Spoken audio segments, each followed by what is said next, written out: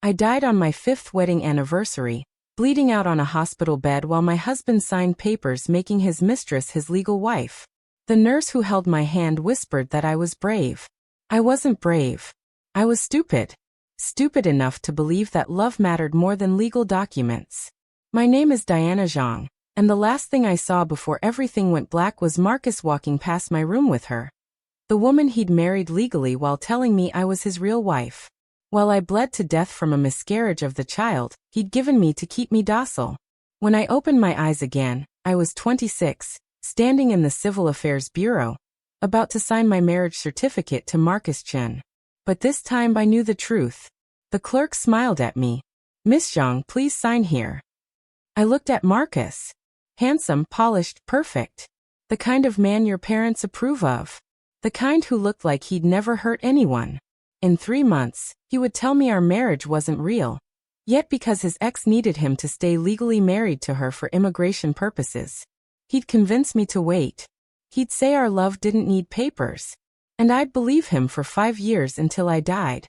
"Not this time, Diana." Marcus prompted. "Everything okay?" I picked up the pen. "Set it down. I can't do this." Marcus laughed. "Wedding jitters? Honey, we've been planning." "You're already married," I said. The color drained from his face. "What are you talking about?"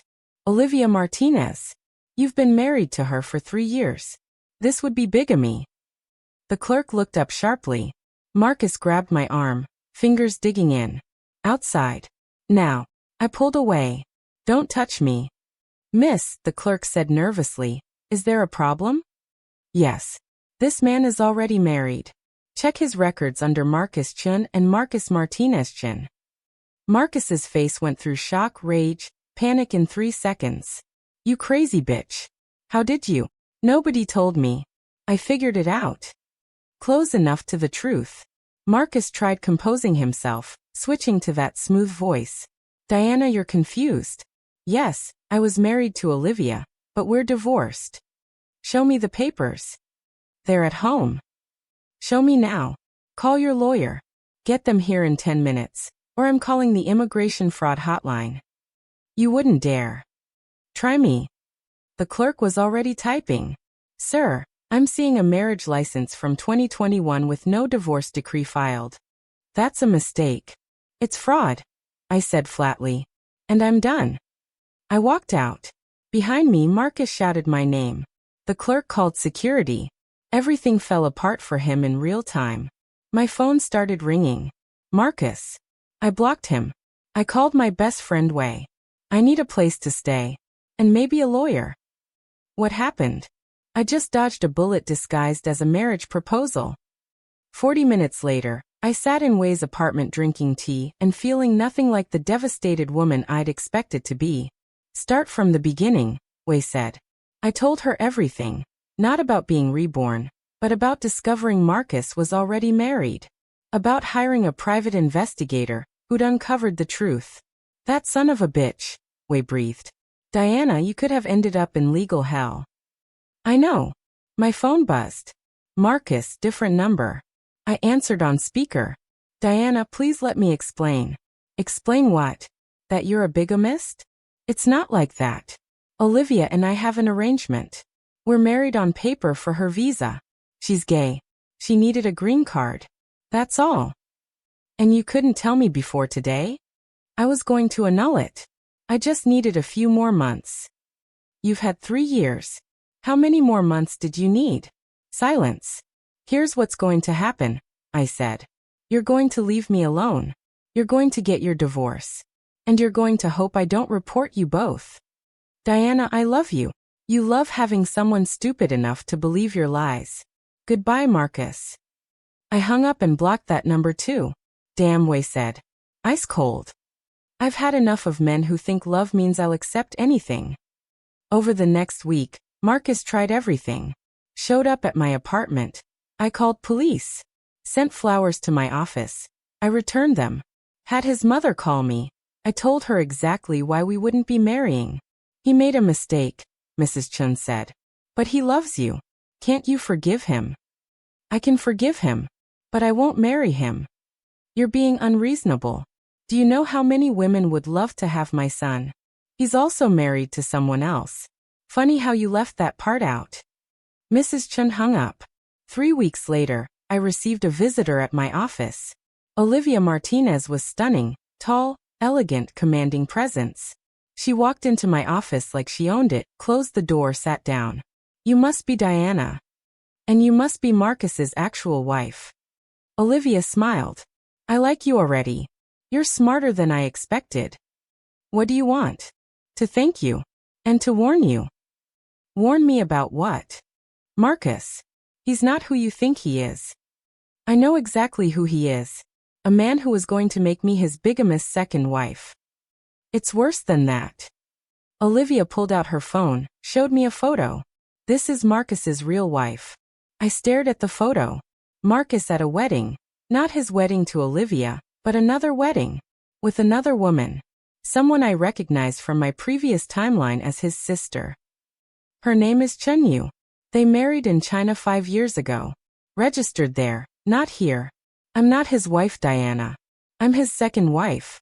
You would have been his third. The room spun. Why are you married to him then? I didn't know about Chen Yu when I married him.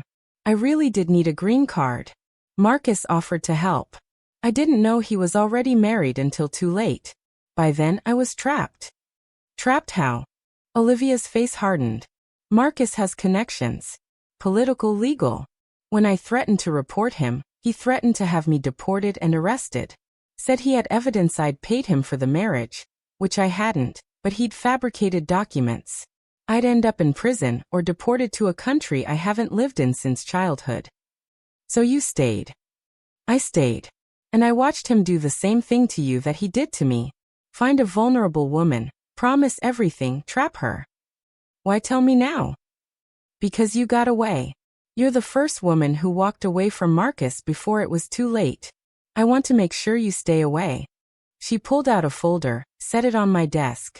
Everything you need to know about Marcus is in here. His real first wife. His business dealings, most fraudulent. His connections to people who've made other women disappear when they became problems. I stared at the folder like it was a live snake. Why not go to police yourself? Because I'm not a citizen. Because Marcus has friends in law enforcement. Because I'm gay and undocumented and nobody would believe me over him. She stood. But you're different. You're a citizen. You have family here. You have credibility. You could actually hurt him. Or he could hurt me. That's why I'm here. To tell you to run. Leave the city. Change your name. Get as far from Marcus as you can because when he realizes you're not coming back, he's going to get dangerous. After Olivia left, I sat alone staring at the folder. In my previous timeline, I'd never known any of this. I'd lived as Marcus's wife for 5 years, gotten pregnant, died without knowing I was one of 3 women he'd deceived. I opened the folder. First document. Marriage certificate from Guangzhou, China. Marcus Chun and Chen Yu.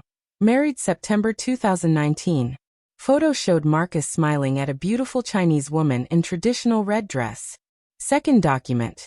Private investigators report detailing Marcus's business dealings. Shell companies. Money laundering. Organized crime connections. Third document made me sick. Police report about a woman named Jessica Wong who disappeared 3 years ago after breaking up with Marcus. Her case went cold. No body found. I called Wei. I need help. Real help. What's wrong? Everything. 2 hours later, I was in Wei's apartment with her boyfriend Tom, a lawyer, and my brother James, a police detective. I laid out everything. The folder, Olivia's visit, the scope of Marcus's deception. Jesus Christ, James breathed.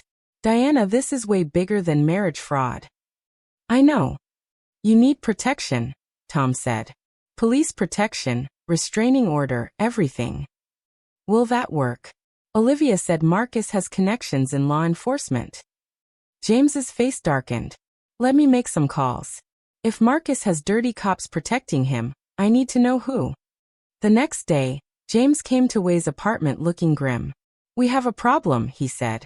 Marcus does have connections. Captain Morrison in the 3rd precinct takes payoffs from him. So does Detective Hayes in organized crime. So what do we do? I asked. We go over their heads. FBI. They've been investigating Marcus's business dealings for months. They just didn't have enough to move. But with your testimony and Olivia's, plus the evidence in that folder, they can build a case, Tom finished. But it's going to take time, James warned. Weeks, maybe months. And during that time, Marcus is going to know you're cooperating. He's going to come after you. Then we make sure he can't find me, I said. James looked at me carefully. Diana, are you sure about this? Once you start testifying, there's no going back. Marcus will do everything he can to stop you. I know. He might try to kill you. He was always going to kill me, I said quietly. I stopped. I mean, if I'd married him, he would have killed me eventually. I know that now. James frowned but didn't question my slip. All right, he said. Here's what we do.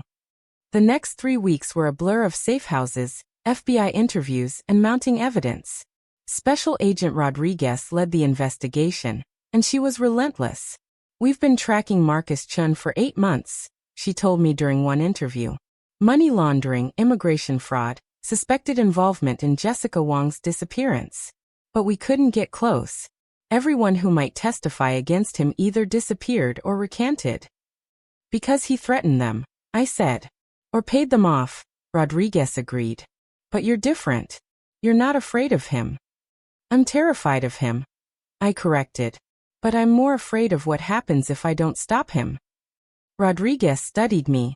Most women in your position would have just walked away. Why didn't you? Because I already died once, I thought. Because I know exactly what Marcus is capable of.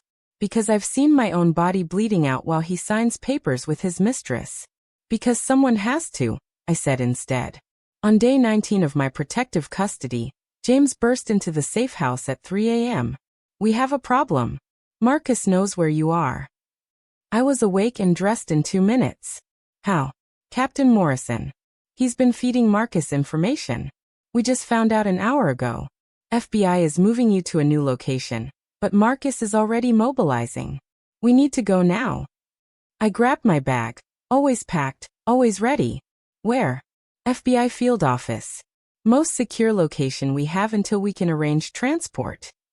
We made it 3 blocks before headlights flooded the car behind us. James, I said quietly. I see them. He accelerated. The car behind us accelerated too. Hold on. James took a hard right, tires screaming. The pursuing car followed. We raced through empty streets, James driving like he'd done this before. And maybe he had. Call Rodriguez, James ordered. Tell her we have a tail. I was dialing when the rear window exploded. Get down, James shouted. I ducked as another shot shattered the side mirror. James swerved, cut through an alley, emerged on a main street with traffic. The pursuing car fell back slightly, less willing to shoot with witnesses. Almost there, James muttered. The FBI field office appeared ahead. James pulled into the secure garage, and armed agents immediately surrounded the car. You okay? Rodriguez demanded as I stumbled out. They shot at us. I know. We tracked the pursuit. Captain Morrison's been arrested. Detective Hayes is in custody. And Marcus, she smiled grimly. Marcus is about to have a very bad morning. What do you mean? While he was busy sending people to kill you, we were raiding his offices. We have everything, Diana. Financial records, fake documents, communications with Chinyu. And we found something else. What? Jessica Wong's body. Buried on property Marcus owns under a shell company. We have cause of death, time of death, and trace evidence linking Marcus to the scene. I sat down hard. You found her. We found her. Because of you. Because you gave us the evidence we needed to get the warrants. Is it enough? It's enough, Rodriguez confirmed. Marcus Chun is going to prison for the rest of his life. 4 days later, FBI agents arrested Marcus at his office. I watched from a secure location as they let him out in handcuffs, his perfect facade finally cracked. He looked directly at the camera, somehow knowing I was watching, and smiled. Not a warm smile. A promise. This isn't over, he mouthed. But it was. The trial was swift. Yu flew in from China to testify about the fraud, the abuse, the way Marcus had stolen from her family. Olivia testified about the immigration scheme, the threats, watching Marcus groom other women. I testified about the attempted bigamy, the folder, everything. Marcus's defense tried to paint us all as scorned women conspiring against an innocent man. But the evidence was overwhelming. Financial records, fake documents, and Jessica Wong's body, with Marcus's DNA under her fingernails where she'd fought him. The jury deliberated for 3 hours. Guilty on all counts. Marcus got life without parole. His mother attended every day of the trial, glaring at me like I was the villain. On sentencing day, she cornered me outside the courtroom. Are you happy now? You've destroyed my son's life. Your son destroyed himself. I just refused to let him destroy me too. He loved you. Everything he did was because he loved you. He was going to murder me. You drove him to that. If you had just married him like you were supposed to, none of this would have happened. I stared at her, seeing for the first time the source of Marcus's entitlement. A woman who raised a son to believe what he wanted mattered more than anyone else's rights or safety. Mrs. Chun, your son is a murderer who deceived multiple women and destroyed countless lives. The fact that you still defend him tells me everything I need to know about why he turned out the way he did. I walked away from her, from that courthouse, from that entire chapter. 6 months later, real Olivia found me at a cafe. Hi. I wanted to thank you for testifying. Because of you, my immigration status is being reviewed. They're giving me a special visa for crime victims who cooperate with prosecution. That's wonderful. I also wanted to apologize for not warning you sooner. I knew what Marcus was. I saw him grooming you, but I was too scared to speak up. You spoke up when it mattered. Barely in time. Diana, when I think about what could have happened. But it didn't happen. I'm fine. You're fine. Marcus is in prison where he belongs. Are you really fine? Because if someone deceived me the way Marcus deceived you, I don't think I'd ever trust anyone again. I considered that. I don't trust easily anymore. But I'm working on it. I'm seeing a therapist. I'm rebuilding my life. I'm figuring out who I am without Marcus's lies defining me. That's brave. No, I said. It's necessary. 8 months after Marcus's conviction, I received an unexpected visitor. Yu sat across from me in a restaurant, elegant and composed despite everything she'd been through. Thank you for agreeing to meet, she said in accented English. Of course. I wanted to tell you something. Something I didn't say at the trial. Okay. When I married Marcus, I thought I was smart. I thought I could control the situation. He was charming, successful, and my parents approved. But on our wedding night, he told me the truth. He'd married me for my family's money and connections. He never loved me. I'm sorry. Don't be sorry. Be glad you escaped before he trapped you completely. Yu leaned forward. Do you know what the worst part was? Not that he didn't love me. Not even that he stole from my family. The worst part was that he made me doubt myself. He made me think I was crazy for suspecting him. He made me feel like I deserved to be treated badly. That's what he did to all of us, I said quietly. Yes. But you fought back. You didn't let him gaslight you into staying. You didn't let him convince you that your intuition was wrong. Yu smiled. I came to America to tell you that you saved my life too. When I testified against Marcus, I finally took my power back. I finally stopped being afraid. What are you going to do now? Go home. Rebuild my family's business. Maybe fall in love again, with someone who actually deserves it. She paused. What about you? I don't know yet, I admitted. I'm still figuring that out. Take your time, Yu said. You've earned it. 1 year after walking out of the Civil Affairs Bureau, I stood in a new apartment. The one I'd chosen, paid for, made safe. High-tech security system. Panic buttons in every room. Windows that locked from the inside. My phone rang. Unknown number. I almost didn't answer, but something made me pick up. Diana Zhang? Yes. This is Sarah Mitchell from the National Coalition Against Marriage Fraud. I'm calling because your story has been in the news, and we'd like to invite you to speak at our annual conference. Speak about what? About recognizing and escaping fraudulent marriages.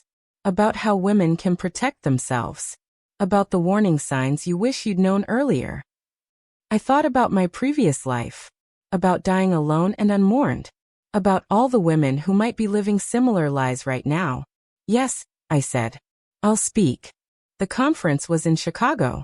200 women attended. Some survivors, some advocates, some lawyers and law enforcement. I stood at the podium and told my story. Not the rebirth part. Not the supernatural second chance. Just the facts. How Marcus had deceived me, how I'd discovered the truth, how I'd escaped and brought him to justice. When I finished, the room was silent. Then one woman stood up. Then another. Then another. Standing ovation. For surviving. For fighting back. For refusing to die quietly. During the Q&A, a young woman raised her hand.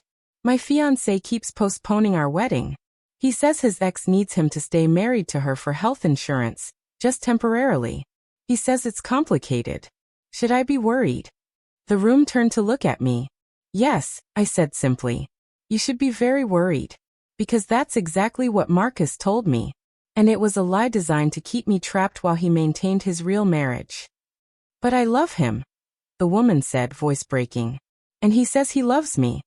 Love doesn't ask you to accept lies, I replied. Love doesn't require you to be legally unprotected. Love doesn't postpone your security for someone else's convenience. What should I do? Ask to see the divorce papers. Ask to meet the ex-wife. Ask to be present when he files his taxes as married or single. If he's telling the truth, he'll have no problem with any of that. If he's lying, he'll make excuses. The woman sat down, tears streaming down her face. After the conference, she found me. I called him. I asked to see the divorce papers. He said they're at his lawyer's office and he'll show me next week. Next week? Yeah, he said. She stopped. He said the same thing your ex said. That I should trust him. Do you trust him? I don't know anymore. I gave her my phone number. Call me if you need help. If you need someone to go with you to a lawyer or to police. If you need anything. She hugged me, crying. Thank you for telling your story. Thank you for being brave. I wasn't brave. I was just tired of dying, literally and figuratively, for men who didn't deserve it. 18 months after everything, I was working at my office when my assistant buzzed me. Ms. Zhang, there's a call from the FBI. Agent Rodriguez. I picked up. Rodriguez. Diana. We have a situation. Marcus has been making calls from prison, trying to organize an attack on you. My blood ran cold. What kind of attack? He's been in contact with someone on the outside. Someone who owes him money. We intercepted the communications, and we're making arrests now, but I wanted to warn you. Warn me about what? Marcus is escalating. He's obsessed with you. He blames you for everything. His arrest, his conviction, his life sentence. He's not going to stop trying to hurt you. What can I do? We're moving you to a new city. New identity if you want it. Witness protection program can set you up with a completely fresh start. No, I said firmly. Diana. No. I'm not running. I'm not hiding. I'm not letting Marcus control my life from a prison cell. He's dangerous. He's in prison, I interrupted. And I'm not going to live the rest of my life looking over my shoulder, because Marcus Chen can't accept that he lost. Rodriguez was quiet for a moment. All right. But we're assigning you protective detail. 24/7 surveillance. Anyone comes near you will know. Fine. Diana, be careful. I'm always careful. 2 weeks later, FBI arrested the man Marcus had hired. He'd been planning to ambush me in the parking garage of my building. He'd been watching my schedule, mapping my movements, waiting for the right moment. He never got his moment. Rodriguez called me with the news. The guy Marcus hired is cooperating. Gave us everything.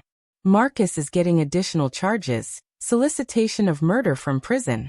They're moving him to Supermax. He'll be in solitary for the rest of his life. Good, I said. Are you okay? I'm fine. Diana, most people would be traumatized by this. I am traumatized, I interrupted. But I'm also done letting Marcus have power over me. He tried to kill me from prison and failed. That's the end of his story. Now I'm living mine. 2 years after walking out of the Civil Affairs Bureau, I published a book, Almost Mrs. Chun. How I Escaped Becoming My Husband's Third Wife became a bestseller overnight. Women read it and saw themselves. Saw the warning signs they'd ignored. Saw the lies they'd believed. My inbox flooded with messages. Your book saved my life. I was about to marry a man just like Marcus. I've been living as someone's wife for 7 years. Reading your story made me realize I'm actually his mistress. Thank you for being brave enough to tell the truth. The book tour was exhausting but necessary. Every city, women came up to me with their own stories. Their own Marcus Chens. Their own narrow escapes or ongoing nightmares. I helped where I could. Connected them with lawyers, with shelters, with resources. Started a foundation to provide legal aid for women trapped in fraudulent marriages. During a signing in Seattle, a man approached my table. Ms. Zhang? I'm Daniel Park. I'm a family law attorney, and I wanted to thank you. For what? Your story changed how we handle marriage fraud cases in this state. We passed new legislation requiring background checks before marriage licenses can be issued. We're calling it the Diana Zhang Law. I stared at him. They named a law after me? 3 states so far. More are considering it. You didn't just save yourself, Ms. Zhang. You're saving thousands of women who'll never know they were at risk. After he left, I sat alone at my signing table and cried. Not from sadness. From relief. From vindication. From the knowledge that my suffering had meaning. That my death, in my previous life, had meaning. 3 years after everything, I received a letter from Marcus. I almost threw it away unopened. But curiosity won. Dear Diana, it read. I've had a lot of time to think in here. About what I did. About who I was. About the pain I caused. I want you to know that I'm sorry. I'm sorry for lying to you. I'm sorry for trying to trap you. I'm sorry for everything. I hope someday you can forgive me. I hope someday I can forgive myself. Sincerely, Marcus. I read it twice. Then I wrote back. Dear Marcus, I received your letter. I want you to know something. I don't forgive you. I don't hate you either. I nothing you. You are irrelevant to my life now. You don't occupy my thoughts. You don't influence my decisions. You are simply a person who exists somewhere I am not. Your apology is not accepted because I don't need it. Your forgiveness of yourself is your own business. My forgiveness is not available to you, because you are not important enough to me to forgive. I hope you understand the difference. Diana Zhang. I never received another letter. For years after walking out of the Civil Affairs Bureau, I was giving a speech at a women's law conference when someone in the audience raised their hand. Ms. Zhang, don't you ever regret not having a family? Not getting married? Not having children? The room went quiet. No, I said simply. But don't you get lonely? Sometimes, I admitted. But I'd rather be lonely and alive than married and dead. That seems like a false choice, the woman pressed. Surely you could find a good man. I'm not interested in finding a good man, I interrupted. I'm interested in building a good life. And I don't need a man to do that. But isn't life supposed to be about love? About partnership? About family? Life is supposed to be about whatever you decide it's about, I replied. For me right now, it's about helping other women escape the same trap I almost fell into. Maybe someday I'll meet someone worth sharing my life with. Maybe I won't. Either way, I'll be fine. That's sad, the woman said. No, I corrected. What's sad is thinking a woman's life only has value if there's a man in it. The room erupted in applause. 5 years after everything, the exact anniversary of my death in my previous timeline, I stood at Jessica Wang's grave. Her family had finally been able to bury her properly, to have closure, to grieve. I'm sorry I didn't save you. I whispered to the headstone. I'm sorry I was too late. But I knew the truth. In my previous timeline, I died knowing nothing about Jessica. Marcus had gotten away with her murder, had gone on to trap more women. had continued his pattern of deception and violence unchecked. This time, at least, there was justice. This time, her family had answers. This time, no more women would die for Marcus Chen's lies. But I saved the next one. I told Jessica's grave. And the one after that. And I'll keep saving them for as long as I can. Standing there, I felt something I hadn't felt in 5 years. Not in this life or my previous one. Peace. Not happiness. Not contentment. Just peace with the path I'd chosen. Peace with being alone. Peace with surviving instead of thriving, because surviving was enough. I walked away from the cemetery and toward my car. Toward my apartment. Toward my work. Toward a life I'd built from nothing but my own determination to never again be a man's convenient lie. And if that life was lonely sometimes, if it was smaller than the one I'd once dreamed of, if it meant never having the family I'd wanted, that was fine. Because I was alive to be lonely. I was alive to choose. I was alive to matter. And that, in the end, was enough. 6 years after walking out of the Civil Affairs Bureau, I was 32 years old, and doing a podcast interview when the host asked me the question I'd been asked 100 times before. Do you believe in second chances? No, I said. I believe in first chances. In getting it right the first time. In trusting yourself enough to walk away when something feels wrong. But people make mistakes. People make mistakes, I agreed. But choosing to deceive someone about the legal status of your marriage isn't a mistake. It's a calculated decision. And people who make that decision don't deserve second chances. They deserve consequences. That seems harsh. Know what's harsh? Dying at 31 from a miscarriage while your husband signs papers with his mistress. That's harsh. Refusing to give that man a second chance to kill me? That's survival. The host was quiet for a moment. Your story has changed a lot of lives. I hope so. Do you ever think about what your life would have been like if you'd married Marcus? If you'd stayed? Every day I thought. Every single day. I remember dying alone and forgotten while Marcus lived his life with another woman. Yes, I said out loud. And then I'm grateful I'm here instead. After the interview, I checked my foundation's website. 3 new women had reached out for help overnight. 3 more who'd seen the warning signs. 3 more who'd escaped before it was too late. I read their stories, sent them resources, connected them with lawyers and safe houses and support systems. This was my life now. Not the life I'd planned. Not the life I'd dreamed of. But it was mine. Built on my choices. Funded by my work. Defined by my survival. And when I lay down to sleep that night in my apartment, alone, safe, free, I didn't dream of Marcus. I dreamed of all the women I'd helped save. All the lives changed because I'd been given a second chance and used it not just to survive, but to matter. That was enough. That would always be enough. 7 years after everything, I received a phone call from a number I didn't recognize. Diana Zhang? Yes. This is Angela Chen. I'm Marcus's daughter from his marriage to Chenyu. My heart stopped. How did you get this number? I'm not here to threaten you. I just wanted to talk. About what? About my father. About what you did. About, her voice broke. About how you saved my life without even knowing I existed. We met at a cafe. Angela was 19, studying law, determined to help other women avoid what her mother had experienced. My childhood was a nightmare, she told me. My father was controlling, abusive. He hurt my mother constantly.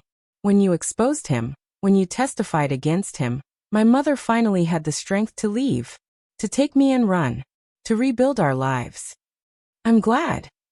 I wanted you to know, Angela continued, that everything you've been through, everything you've sacrificed, it mattered. You saved my mother. You saved me. You saved so many women who'll never even know they were in danger. I just did what I had to do. No, Angela said firmly. You did what most people wouldn't have the courage to do. You stood up to a monster. You fought back when it would have been easier to run. You made sure he faced consequences. She pulled something from her bag, a framed photo. This is me and my mom at my high school graduation. The graduation I only got to have because you stopped my father. In the photo, Angela smiled in her cap and gown, her arm around a woman who looked free, happy, safe. "Thank you," Angela whispered, "for giving us our lives back." After she left, I sat in that cafe for a long time, staring at the photo she'd given me. This, I realized, was what I'd been reborn for. Not romance. Not a perfect marriage. Not the life I'd dreamed of. But this. Saving women like Chenyu. Like Olivia. Like Angela. Like all the women who reached out to my foundation seeking help. This was my purpose. My second chance used not just to save myself, but to save others. And that made every lonely night, every missed opportunity for love, every sacrifice worth it. 10 years after walking out of the Civil Affairs Bureau, I was 36 years old when I received news that Marcus had died in prison. Heart attack. Quick. Painless. I felt nothing. People expected me to feel something. Relief, satisfaction, closure. But Marcus had stopped mattering to me years ago. He was just a man who existed somewhere I wasn't. His mother sent a letter blaming me for his death. "He died heartbroken," she wrote. "He died knowing he'd lost the one woman who could have saved him." I threw the letter away without finishing it. At his funeral, which I didn't attend, several people apparently spoke about what a good man Marcus had been before I ruined his life. Way called me furious. "Did you see the news? They're making him sound like a victim." Let them. Everyone who matters knows the truth. Doesn't it bother you? No. Because in 10 years, no one will remember Marcus Chen. But they'll still remember the Diana Zhang Law. They'll still remember the foundation. They'll still remember the women who were saved because I spoke up. That's really how you feel? That's really how I feel. 11 years after walking out of the Civil Affairs Bureau, I met someone. His name was David Lin. He was a widower, father of 2 daughters, owner of a small bookstore. We met when I was signing books at his store. "Your story is remarkable," he said as he handed me coffee. "But also heartbreaking. You lost so much." "I gained more than I lost," I replied. "Did you?" The question wasn't confrontational. Just curious. Genuine. "Yes," I said. "I gained myself." We started talking. Just talking. About books, about life, about the choices that define us. David didn't push. Didn't pressure. Didn't demand anything from me. He just existed in my orbit, patient and steady. One evening, over dinner at a quiet restaurant, he asked me the question everyone always asked. "Do you think you'll ever get married?" "I don't know," I said honestly. "Marriage almost killed me. It's hard to trust it again." "I understand that," David said. "My wife died 5 years ago. Cancer. And for a long time, I thought I'd never want to risk loving someone again. Because losing her nearly destroyed me." What changed? I realized that love isn't the risk. The wrong person is the risk. And maybe, just maybe, there's someone out there worth taking the chance on. He looked at me when he said it. Not demanding. Not pressuring. Just offering. "I'm not ready," I said quietly. "I know. And that's okay. I'm not asking you to be ready. I'm just telling you that when, if you ever are, I'm here." We dated for 2 years. Slowly. Carefully. David met my friends, my family, learned about my work. He never asked me to change. Never pushed me to move faster than I wanted. He just showed up. Consistently. Honestly. Without games. 13 years after walking out of the Civil Affairs Bureau, David proposed. We were in his bookstore after closing. Rain drummed against the windows. He set down the book he'd been shelving and turned to me. "Diana, I know you're scared. I know marriage represents trauma for you. I know you've built a life that feels safe alone. But I need to ask you something." "What? Do you love me?" "Yes," I said without hesitation. "Do you trust me?" "I'm learning to." "Then marry me. Not because you need me. Not because society expects it. Not because you're trying to prove something. Marry me because we're better together than apart. Because I see you, all of you, including the parts that are still healing. And I love you anyway." I looked at David. At this man who'd waited 2 years for me to feel safe. Who'd never once pressured me. Who'd met my broken pieces with patience instead of frustration. "I need time," I said. "Take all the time you need." 3 months later, I said yes. We married in a small ceremony. Just close friends and family. Wei was my maid of honor. David's daughters walked down the aisle ahead of me. And when I signed the marriage certificate, when I saw my name next to his on a legal document that made our marriage real, I didn't feel trapped. I felt free. Because this time I'd chosen. Not out of naivety or desperation or societal pressure, but out of genuine love for a man who'd proven, every single day for years, that he deserved my trust. 14 years after walking out of the Civil Affairs Bureau, I sat in David's bookstore watching him read to his daughters. Our daughters now, since I'd adopted them. My phone buzzed. Another message from a woman who'd read my book and recognized her own situation. "Thank you for sharing your story," she wrote. "I just walked away from a man who was trying to make me his second wife without telling me. Your book saved my life." I typed back. "You saved your own life. You chose yourself. That's the bravest thing anyone can do." David looked up from the book. "Another one? Another one. How many does that make?" I checked my foundation's records. This year, 347 women who reached out for help. Last year was 412. "That's incredible, Diana." "It's necessary," I corrected. "There are too many Marcus Chens in the world. And too many women who don't realize they're in danger until it's too late." "Like you were," David said quietly. "Like I was. But you got out." "I got lucky," I said. "I got a second chance. Most women don't." David set down the book and came over to me, wrapped his arms around me from behind, rested his chin on my shoulder. "You weren't lucky," he said. "You were brave. And smart. And strong. You saved yourself." Maybe he was right. Maybe the rebirth wasn't magic or fate or divine intervention. Maybe it was just me, finally trusting my own instincts. Finally choosing myself over a man's lies. Maybe I'd saved myself all along. 15 years after walking out of the Civil Affairs Bureau, I stood at a podium in front of 1,000 people. The National Women's Law Conference had invited me as the keynote speaker. 15 years ago, I almost made the worst decision of my life. I almost married a man who was already married to 2 other women. A man who planned to trap me in a fraudulent marriage, get me pregnant to control me, and eventually kill me when I became inconvenient. The room was silent. I didn't marry him. Not because I was particularly smart or brave or special, but because something inside me, call it intuition, call it gut feeling, call it divine intervention, told me to stop, to question, to investigate. And what I found nearly destroyed me, but it also saved my life. I looked out at the audience, saw women of all ages, some young and idealistic, some older and cynical, some wearing wedding rings, some conspicuously not. I'm not here to tell you not to get married. I'm happily married now to a wonderful man.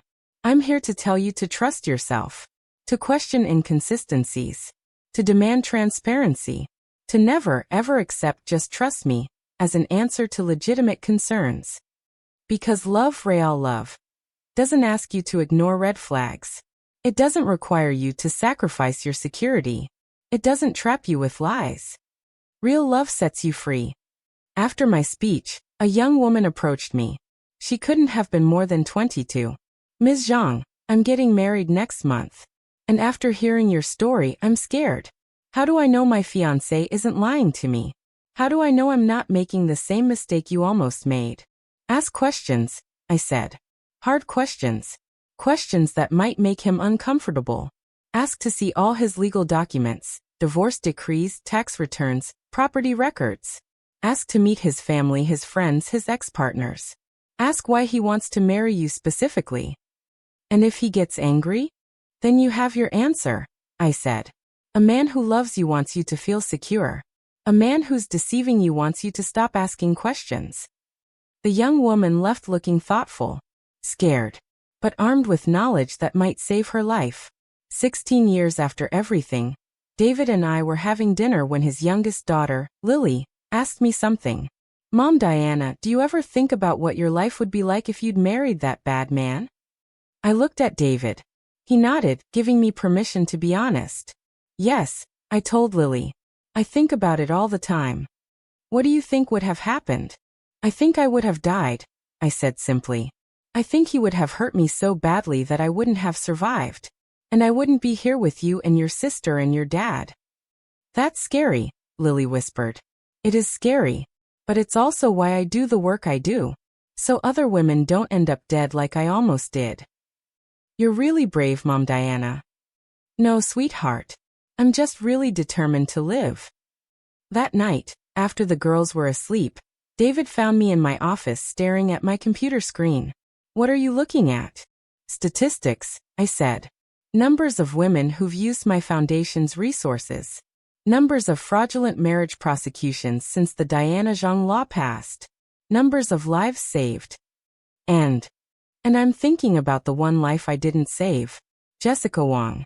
She died because I wasn't fast enough, wasn't smart enough, wasn't there in time. David knelt beside my chair. Diana, you can't save everyone. I know, but I should have saved her. She died 3 years before you even met Marcus. You couldn't have saved her. You didn't even know she existed. But if I'd been braver in my first life, I stopped. I'd never told David about the rebirth. About dying and coming back. About having lived this nightmare twice. Your first life? David asked gently. I looked at him. This man who'd proven his trustworthiness 1,000 times over. This man who deserved the truth. Can I tell you something impossible? Always. So I told him. About dying at 31. About waking up at 26. About knowing Marcus's plans before he executed them. About being given a second chance and using it to save not just myself, but countless others. David listened without interrupting. When I finished, he was quiet for a long moment. Do you believe me? I asked. I believe that something gave you knowledge you shouldn't have had. Whether it was time travel or divine intervention, or your subconscious picking up on patterns you consciously missed, I believe you knew Marcus was dangerous in a way most people wouldn't have.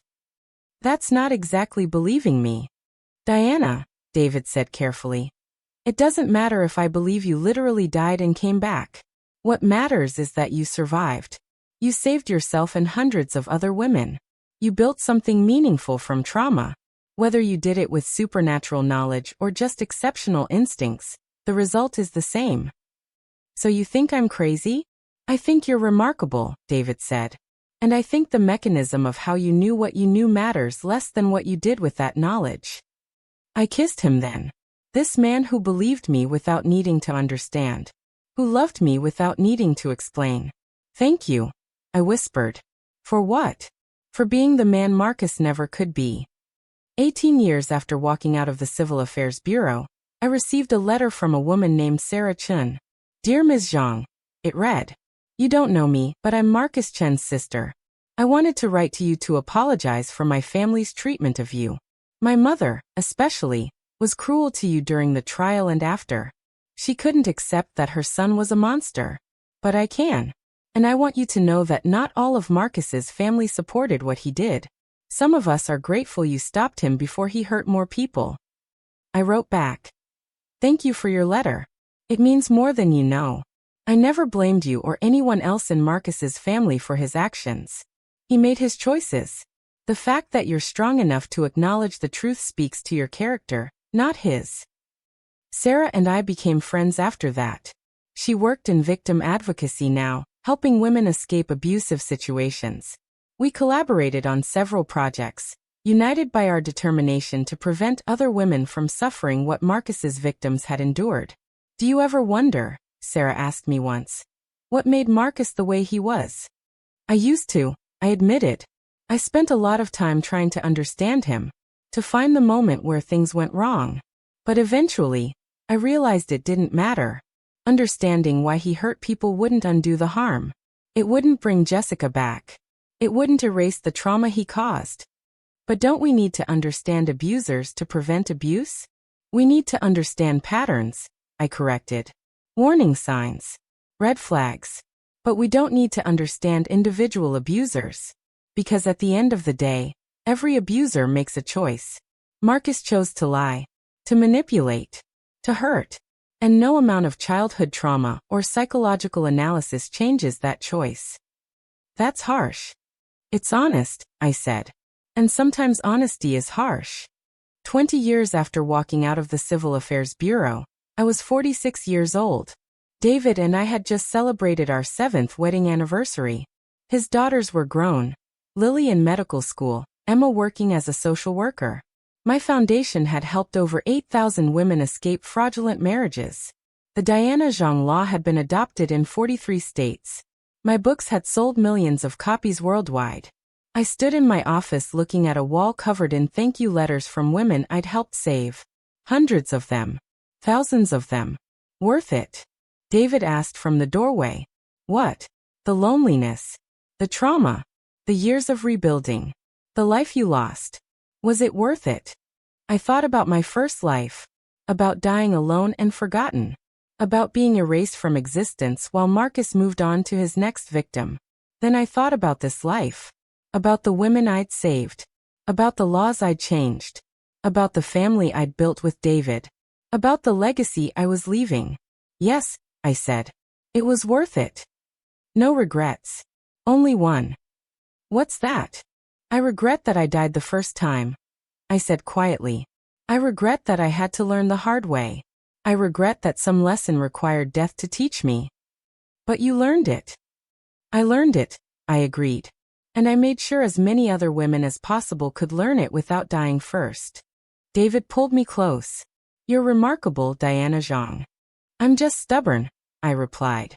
Stubborn enough to refuse to let one man's lies define my entire existence. Is that what you tell the women who reach out to you? I tell them the truth. That surviving is enough. That rebuilding is brave. That choosing yourself over a man's lies is the most radical act of love you can perform. And do they believe you? Eventually, I said. Once they're far enough away from the trauma to see clearly. Once they've built something new. Once they realize that the life they feared losing was actually the life that was killing them. 22 years after everything, on what would have been my 19th wedding anniversary to Marcus if I'd married him, I stood at Jessica Wong's grave again. I kept my promise. I told her headstone. I saved them. Everyone I could reach. Everyone who was willing to listen. Everyone who trusted her own instincts enough to walk away. The cemetery was quiet except for wind through the trees. I couldn't save you, I continued. But I saved the ones who came after. And I'll keep saving them until there are no more women who need saving. Until every Marcus Chun in the world faces consequences. Until every woman knows she's worth more than a man's lies. I placed flowers on her grave, turned to leave, and saw someone standing 20 feet away, watching me. Marcus's mother, Mrs. Chun. Older now, frielier, but still carrying that same righteous anger. We stared at each other across the cemetery. You're still alive, she said finally. Yes. You should have been the one who died. Not my son. Your son is alive, I pointed out. He's just in prison where he belongs. He died last month, Mrs. Chun said flatly. Heart attack in his cell. And you're out here living your life happy and free, while my boy is dead. I felt nothing. No satisfaction. No grief. Just a mild curiosity about why she thought I'd care. Mrs. Chun, I'm sorry for your loss. I know what it's like to love someone and lose them. But your son was a murderer. He killed Jessica Wong. He tried to kill me. He destroyed countless lives. His death doesn't change that. He was my son, she said, voice breaking. He was my baby. And you took him from me. No, I said quietly. Marcus took himself from you when he chose to become a monster. I just refused to let him take me too. Mrs. Chun stared at me with such hatred that for a moment, I thought she might attack me. But she was old, frail, broken by grief and denial. I hope you suffer, she whispered. I hope you suffer the way I've suffered. I hope you lose everything you love. I already did, I said. In my first life, I lost everything. But I got a second chance. And I used it to make sure other women don't have to lose everything the way I did. I walked away from her. From that cemetery. From the ghost of Marcus Chun and all the pain he'd caused. And I didn't look back. 25 years after walking out of the Civil Affairs Bureau, I was 51 years old when I received news that changed everything. A woman named Patricia contacted my foundation. She claimed to have been Marcus's fourth wife, married to him in Las Vegas 2 years before Chinyu, a marriage he'd never disclosed to anyone. I was 19, Patricia told me over the phone. He was 30. He told me his family would disown him if they knew he'd married a white girl, so we kept it secret. Then he left for a business trip to China and never came back. I couldn't find him. Eventually, I just moved on. I thought he'd died or something. And you didn't divorce him? I tried. But without being able to locate him, I couldn't serve papers. Eventually, I just gave up. Then 2 years ago, I saw a news article about his arrest. About the multiple marriages. About you. My blood ran cold. Patricia, if you were legally married to Marcus first, then all his other marriages were invalid, she finished. Chunyu wasn't his wife. Olivia wasn't his wife. He was trying to make you his wife, but he was already married to me the entire time. Why didn't you come forward during the trial? I didn't know about the trial until it was over. I changed my name, moved to a different state. The news never reached me. But when I finally found out, I thought about contacting the prosecutor. Then I thought, what's the point? He's already in prison for life. Why reopen old wounds? Then why contact me now? Because he's dead. And his estate is being settled. And apparently, as his legal widow, I'm entitled to everything. His assets, his property, his investments. But I don't want his blood money. I want to do something good with it. I met Patricia in person 3 weeks later. She was 44 now, a middle school teacher in Nevada, remarried with 3 children. She'd built a good life despite Marcus's abandonment. I want to donate everything to your foundation, she said, sliding paperwork across the table. Every penny Marcus had. Use it to help other women escape men like him. I looked at the documents. Marcus's estate was worth over $3 million. Money he'd stolen from Chinyu's family, money he'd laundered through illegal businesses, money that had been frozen during his criminal proceedings, and was only now being released. This is a lot of money, I said. It's blood money, Patricia corrected. But maybe you can wash it clean by using it to save lives. Are you sure? As his legal widow, this money is rightfully yours. Nothing about my marriage to Marcus was rightful, Patricia interrupted. He deceived me. He abandoned me. He went on to hurt countless other women. If I can turn his evil into something good, then maybe his life wasn't completely wasted. I accepted the donation. Used it to expand the foundation's reach. To hire more lawyers, more counselors, more advocates. To help more women escape, rebuild, survive. And on the plaque we installed in our new office, we inscribed these words. In memory of Jessica Wong and all the women who didn't escape. For the survivors who did. May their courage inspire others to trust themselves, walk away, and choose life over lies. 30 years after walking out of the Civil Affairs Bureau, I was 56 years old. David had just retired from the bookstore. His daughters had given us grandchildren. My foundation had helped over 20,000 women. I was giving my final public speech, a retirement announcement, when someone in the audience raised their hand. Ms. Zhang, looking back on everything, do you have any advice for young women entering relationships? I thought about my answer carefully. Yes, I said finally. Trust yourself. If something feels wrong, it probably is. If someone asks you to ignore your instincts, they're probably trying to deceive you. If love requires you to sacrifice your security, your dignity, or your sense of reality, it's not love, it's control. But most importantly, I continued, know that you don't need someone else to complete you. You're already whole. And anyone who deserves to be in your life will respect that wholeness, not try to diminish it. What about marriage? Someone called out. Do you think women should avoid it? No, I said, glancing at David in the front row. I think women should approach it carefully, with open eyes, with legal protection, with absolute certainty that the person they're marrying is who they claim to be. And if they're not sure? Then they should wait, I said firmly. Marriage will still be there when they're ready, but if they marry the wrong person, they might not be there to regret it. After the speech, I found David waiting for me backstage. That was perfect, he said. Was it? You gave them truth.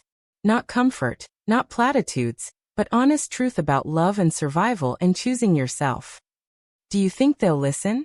Some will, David said. And for those who do, you'll have saved their lives without them ever knowing they were in danger. We walked out of the auditorium together, hand in hand. My life's work behind me, my future ahead of me. And for the first time since I'd died and been reborn, I felt complete peace. Not because I'd found perfect happiness. Not because all my trauma had healed. Not because I'd forgiven Marcus or achieved some enlightened state of Zen. But because I'd done what I set out to do. I'd survived. I'd fought back. I'd saved others. I'd built something meaningful from ashes. And that surviving with purpose was enough. It would always be enough.